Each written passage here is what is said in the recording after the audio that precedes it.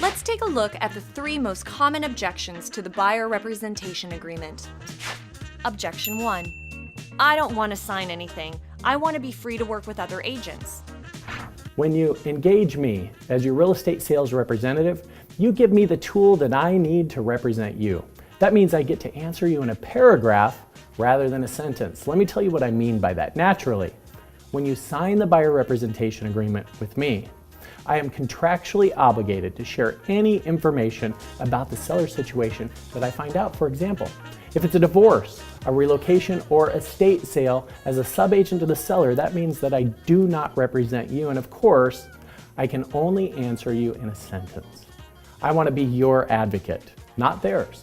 So let's do the right thing and sign the buyer representation agreement today. Objection 2.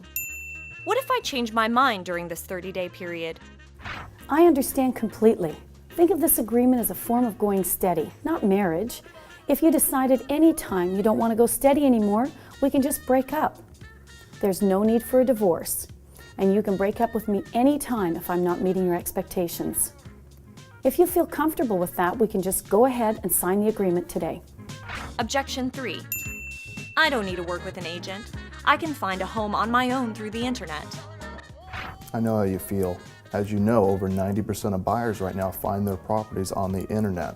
What you may not know is that all the costs of working with me as your buyer's agent are completely paid by the seller.